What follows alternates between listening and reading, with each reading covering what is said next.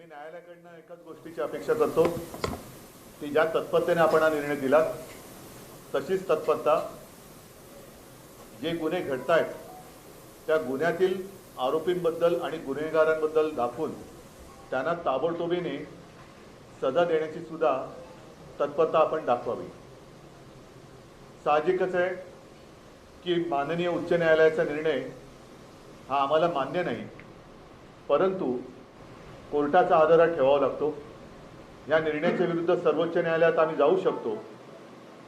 काही गोष्टी अशा असतात की सर्वोच्च न्यायालयात जाणं आणि त्याच्यानंतर तिथे सुनावणी होऊन निर्णय मिळणं ह्याच्यातही थोडासा वेळ अवधी हा जाऊ द्यावा लागतो, कारण सुनावणी नीट व्हायला पाहिजे। ह्या घटना अशा आहेत आणि ह्या बंदचं कारण हे वेगळं होतं। सर्वोच्च न्यायालयात जाण्याची आताही वेळ नाही आहे, कारण सर्वोच्च न्यायालयात जाणार, अपील होणार आणि त्याच्यामध्ये जनतेच्या मनातला जो काही उद्रेक आहे, संताप आहे, तो जर का आणखीन उफाळला तर मग सगळ्यांनाच कठीण होईल। आणि म्हणून असं आम्ही ठरवलेलं आहे, ज्याप्रमाणे माननीय पवार साहेबांनी सुद्धा आवाहन केले की उद्याचा बंद मागे घ्यावा, तर उद्याचा बंद आम्ही मागे जरूर घेतो आहोत। मात्र राज्यभर प्रत्येक गावात, प्रत्येक शहरातल्या आणि गावातल्या मुख्य चौकात महाविकास आघाडीचे सगळे नेते आणि कार्यकर्ते तोंडाला काळ्या फिती बांधून हातात काळे झेंडे घेऊन या सगळ्याच गोष्टीचा निषेध करतील। ठीक आहे, बंदला तुम्ही बंद म्हटलात, आम्ही तोंडच बंद ठेवतो। एकूणच या लोकशाही मानणाऱ्या देशामध्ये फ्रीडम ऑफ एक्सप्रेशन ही गोष्ट आता शिल्लक आहे की नाही, मोर्चे, संप, हरताळ याला सुद्धा बंदी केली आहे का, लोकांनी भावना व्यक्त करायच्या नाहीत का, याच्यावरती घटनातज्ञांनी आपली मतं तत्परतेने मांडली पाहिजेत। मी दुपारच्या माझ्या आव्हान आणि आवाहन याच्यामध्ये फरक आहे। मी जे जनतेला आवाहन केलं होतं ते त्यांनी स्वतःहून उत्स्फूर्तपणाने बंदमध्ये सहभागी व्हावं म्हणून, कारण जिथे कायदा रक्षण करायला असमर्थ ठरतो, कायदा असमर्थ नसतो, कायदा ज्यांच्या हातामध्ये असतो ते जर का दिरंगाई करत असतील किंवा बेजबाबदारपणाने वागत असतील, ज्याचा उल्लेख माननीय उच्च न्यायालयाने, ज्यांनी आज आम्हाला उद्याचा बंद करू नका असे आदेश दिले, त्यांनीच काल सरकारला विचारलं होतं। तर तो एक अधिकार आता जनतेला आहे की नाही भावना व्यक्त करण्याच्या आणि बंद करणे। बंद म्हणजे मी कुठेही असं म्हटलं नव्हतं की दगडफेक करा, बंद करा, वाटेल ते करा, हिंसाचार करा आणि बंद करा असं म्हटलेलं नव्हतं। मी उत्स्फूर्तपणे बंद करा, कारण ही जी गोष्ट घडलेली आहे ही प्रत्येक घरातली चिंतेची गोष्ट आहे। प्रत्येकाला, अगदी मंत्र्यांना काय, वकिलांना काय, सगळ्यांना आपापल्या कुटुंबाची काळजी आहे आणि ती असलीच पाहिजे। आपल्या बहिणीची काळजी, आपल्या मुलीची काळजी, आपल्या आईची काळजी, आणि ती काळजी घेणारं, तिचं रक्षण करणारं कोण आहे हा प्रश्न आज लोकांच्या मनामध्ये आहे। आम्ही त्यालाच वाचा फोडण्यासाठी उद्याचा बंद केला होता। पण जर का बंद कायद्यानुसार करता येत नसेल तर असं आम्ही म्हणतो की आम्ही तोंडच आमचं बंद ठेवतो। आम्ही मी स्वतः उद्या 11 वाजता शिवसेना भवन इथल्या चौकात जाऊन बसणार आहे, तोंडाला काळी फीत लावून हातात काळा झेंडा घेऊन बसणार आहे, आणि मला वाटतं त्याला तरी कोणी मनाई करू शकत नाही।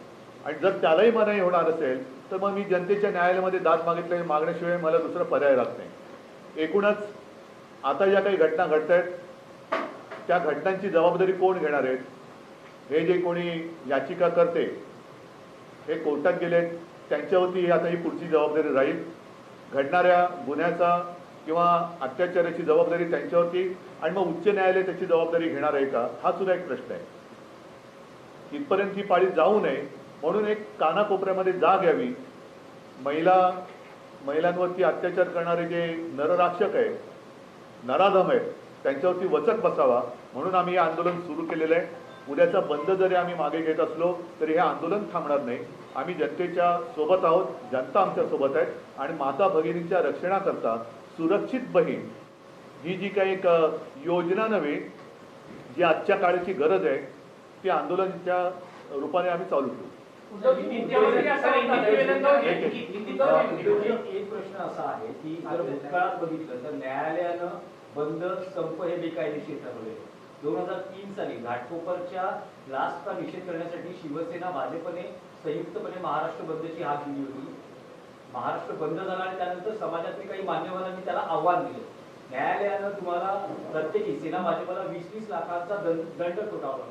त्यामुळे ही सगळी पार्श्वभूमी लक्षात घेता महाविकास आघाडीमध्ये असं काही त्यावर काही चिंतन किंवा काही त्यावर नाही. आता असं आहे की नेमका हा बंद उद्याच आम्ही जाहीर केलेला. आत्ता पवारसाहेब बाहेरगावी आहेत, नाना पाटोळे बाहेर आहेत, सगळेजण आम्ही म्हणजे मी मुंबईत तुमच्या समोर आहे.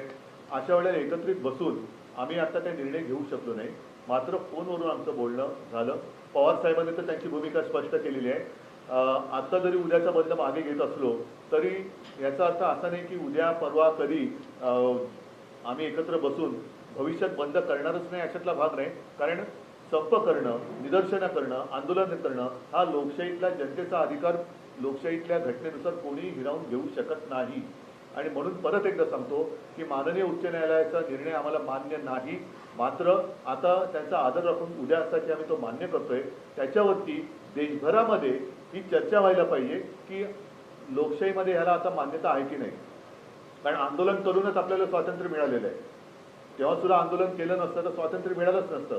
तर स्वातंत्र्य मिळाल्यानंतर आंदोलन करायचं नाही आणि ते सुद्धा महिलांवरती होणाऱ्या अत्याचाराच्या विरोधात हे थोडंसं मला पटत नाही. उद्धवजी, मुख्यमंत्र्यांचं असं म्हणणं आहे की न्यायालयाने विरोधकांना चपराक लगावलेली आहे आणि विरोधकांचा उद्या काहीतरी भयंकर घडवण्याचा डाव होता. जाऊ दे, त्यांची काही सदा आवडती लोक आहेत. ते कोर्टात जातात आणि बरोबर नेमक्या ठिकाणी जसं मराठा आरक्षण असेल मग इतर काही गोष्टी असतील इकडे अडथळे निर्माण करत असतात तर लोक त्यांना ओळखू नये. सर, हिंदी में यही जानना चाहिए कि कल जिस तरीके से आपने कहा था कि कल बंद होना चाहिए महाराज बंद की आपने आह्वान किया था, लेकिन कोर्ट ने कहा है कि महाराज बंद आप नहीं कर सकते. क्या भूमिका हमें कोर्ट का फैसला हमें मंजूर नहीं है. इसके खिलाफ हम सर्वोच्च न्यायालय में तो जा सकते हैं, लेकिन कल के कल इसके ऊपर कोई सुनवाई नहीं होगी. सुप्रीम कोर्ट के लिए भी कुछ समय देना पड़ेगा. अब तो समय नहीं रहा, इसलिए हमें तो मंजूर नहीं है, लेकिन उसका आदर करते हुए स्वीकारना तो पड़ेगा, स्वीकार तो करना पड़ेगा. इसलिए कल हम बंद नहीं करने वाले. लेकिन मैं खुद और मैं सारी जनता को और सब मेरे पार्टी के कार्यकर्ता है, महाविकास आघाड़ी के कार्यकर्ता है और जो भी नेता है उनको आह्वान कर रहा हूँ कि आप जहाँ भी होंगे, जिस गांव में होंगे, जिस शहर में होंगे, उसके शहर के और गांव के जो भी मुख्य प्रमुख चौराहे हैं उस पर आकर आप बैठ जाएं. मैं 11 बजे जाऊंगा. 2 घंटे तक तो एक आंदोलन तो करना ही पड़ेगा और मुंह पे काली पट्टी, हाथ में काला झंडा लेकर हम उसका विरोध करेंगे. आप खुद शिवसेना भवन के सामने बैठ के बात कर रहे हैं, लेकिन ऐसे में आपके इस आह्वान को देखते हुए क्या आपको लगता है कहीं ना कहीं खुद स्फूर्तता से लोग बंद का बांध पाल सकते हैं? नहीं, देखो, अब जब भी जनता को ऐसे लगे कि मेरे रक्षण करने के लिए कोई सामने नहीं आ रहा है तो हमने अपने पड़ोसी देश में देखा है जनता खुद सड़क पर उतर आती है. हम तो यही चाहते हैं कि वो जो स्थिति बांग्लादेश में हुई वो अपने हिंदुस्तान में नहीं होनी चाहिए और इसलिए जनता की जो भावना होती है उसको एक आवाज़ देनी चाहिए. कोई तो उसको सुनने वाला चाहिए. हम जनता को लगना चाहिए अरे भाई ये मेरे साथ है. तो यही कोशिश हम कर रहे हैं और हम करते रहेंगे. ये आंदोलन रुकेगा नहीं. मैं जल्दबाजी कहना ठीक नहीं है, लेकिन तत्परता, उसको हिंदी में क्या कहते हैं पता नहीं. कोर्ट ने इस मामले पर सुनवाई की और फैसला दिया.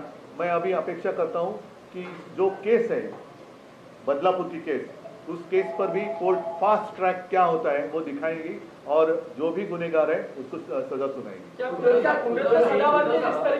न्यायालयानं बदलापूर घटनेची सुमोटो दखल घेत जे काही भाष्य केलं काल सरकार आणि पोलिसांनाही. आता ती चपरात सरकारला आणि मुख्यमंत्र्यांना नाहीये का? काल कोर्टाने जे थोबडवलं, हा थोबडवला हा शब्द मी मुद्दाहून वापरला, तो मुख्यमंत्र्यांना आणि सरकारलाच केलं ना. नाही, पण आज सकाळी तुम्ही न्यायालयाच्या भूमिकेचं कौतुक केलं. आता पण करतोय, आता सुद्धा कौतुक करतोय. त्यावेळेस तुम्ही नाही, आता सुद्धा न्यायालयाच्या भूमिकेचं कौतुक करतंय की न्यायालय एवढ्या तत्परतेने हलू शकतं हे या निमित्ताने समजलं. आणि तीच तत्परता आम्हाला या मूळ ज्या कारणासाठी हे आंदोलन सुरू झालेले आहे त्या कारणासाठी आता कोर्टाने दाखवावी आणि तत्परतेने जे आरोपी आहेत त्यांचे गुन्हे साबित करून त्यांना फासावर लटकावं. अनेक प्रकरणं जी आहेत महाराष्ट्रातली या 2 दिवसात महिला अत्याचारांची पुढे आहे. रोज येत आहेत. त्यामुळे कुठेतरी महाराष्ट्रात कायदा सुव्यवस्था नाहीये म्हणायचं. तेच तर माझं म्हणणं आहे आणि त्याच्यासाठी आम्ही हे आंदोलन करतो आहोत. आणि ज्या पद्धतीने सरकारची जबाबदारी झटकते, नुसती झटकत नाही आहे तर नराधमांना पाठीशी घालते, नुसतं पाठीशी घालत नाही तर जनतेला गुन्हेगार ठरवते, उत्स्फूर्तपणाने आंदोलन करणाऱ्या जनतेला गुन्हेगार ठरवते, त्यांच्यावरती केसेस टाकले जात आहेत आणि एकूणच एक स्वतःच्या विश्वामध्ये स्वतःच्या भ्रमामध्ये ते मशगूल आहेत. तर अशा सरकारचा निषेध किंवा त्यांना जागं करणं हे आमचं काम आहे, ते आम्ही करणार. आंदोलन ठरवताना महाविकास आघाडीच्या नेत्यांमध्ये एक वाक्यता नव्हती का? कारण आता कुठलं? हे जे आंदोलन आहे बंद, हे जे आंदोलन नाही, एक वाक्यता होती म्हणून तो बंद केला होता. नीट लक्षात घ्या, आत्ता हा निर्णय संध्याकाळी आलेला आहे. आम्हाला या निर्णयाची अशी अपेक्षा नव्हती, कारण लोकशाहीमध्ये आपल्या आंदोलन करणं याला बंदी नाही आहे. जर त्याच्यात हिंसाचार झाला, त्याच्यामध्ये काही घटना घडल्या तर त्यानुसार गुन्हे दाखल केले जातात, अटका केल्या जातात आणि पुढची कारवाई होते. पण जिथे मी स्वतः पुढे येऊन सांगितलं होतं की उत्स्फूर्तपणाने स्वतःहून सामील व्हा, कारण प्रत्येकाला मुलं बाळं आहेत, प्रत्येकाच्या घरामध्ये मुली आहेत, आई आहे, बहीण आहे, सगळे आहेत. तर त्यांच्यासाठी म्हणून हे आंदोलन आहे. हे आंदोलन थांबणार नाही आहे. जर का तुम्ही बंद आम्हाला करायला देत नसाल तर आम्ही असं म्हणतो की तुम्ही आम्हाला तोंडच उघडू देत नाही तर आम्ही